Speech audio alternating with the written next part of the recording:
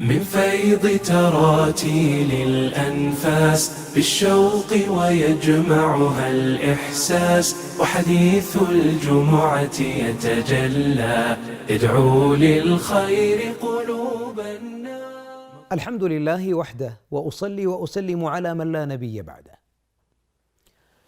الله جعل البيت، بيت المؤمن، سكن. السكن معناه الطمأنينة، ليس جدر ولا سقف ولا أثاث ولا فرش ولا رياش، إنما امرأة مؤمنة إذا أقبلت عليك سرتك، وإذا غبت عنها حفظتك. هذه قطعة من الجنة عجلت لك في الدنيا. إن السكينة في البيوت من أكبر أبواب السعادة في الحياة، ولذلك تستطيع أن تعرف السعادة امرأة صالحة. امرأة صالحة، إي والله. والحبيب يقول: الدنيا متاع، وخير متاعها المرأة الصالحة. هذه المرأة الصالحة إذا آواك معها البيت المؤمن كانت جنة. يتولد من رحم هذه المؤمنة أولئك الذين يبقوا أثرك في الحياة، أبناؤك، كبدك التي تمشي على الأرض. من أكبر مزلزلات السعادة زوج وزوجة لا يجمعهما الوئام، هي لا ترى أنه جنتها، وهو لا يرى أن خيريته عقدت فيها. خيركم خيركم لأهله.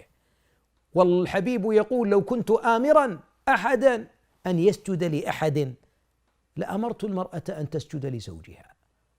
الزوجة الصالحة تلك التي ما فقدته في الدنيا، تقول: الملتقى في الجنة يا أبو فلان، الملتقى في الجنة، المهم أن أصل وإياك الجنة. هذا الحب الحقيقي. وحب بين زوج وزوجة لا يوصل إلى أرائك الجنة حب زائف، وحب كاذب، وحب لا تبنى عليه آمال في الدنيا ولا في الآخرة.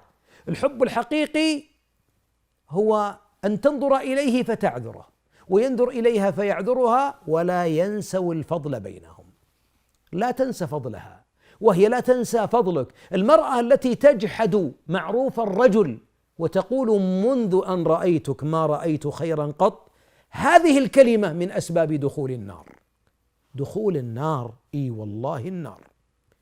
مصلية مزكية تحج وتصوم وتدخل النار لأنها كفرت عشيرها. نعم، لأن الله سبحانه لا يحب من عباده الكفور، الذي يكفر المعروف والجميل بينه وبين الناس، فكيف بين الزوجة وزوجها؟ الحبيب يقول: اطلعت على النار فوجدت أكثر أهلها النساء، ثم ذكر أنهن يكثرن اللعنة ويكفرن العشير. وهذا ما يعني أن الرجل أيضا ما يكفر العشير، بل إن من الرجال من يكفر عشرة المرأة فيقول لها: منذ أن رأيتك ما رأيت خيرا قط.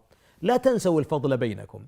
إن الأبناء الذين يعيشون في أسرة متطاحنة متناطحة متشاكسة يخرجون مشوه الأخلاق ومشوه الأفئدة. ولذلك دائما السعادة عند التفاهم بين الزوجين تخرج أبناء صالحين في مجتمع صالح، ويكونون قرة عين.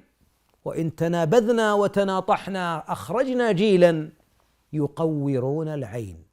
وفرق بين قرة عين ويقورون العين. فما أجمل الأسرة بلا مشاكل.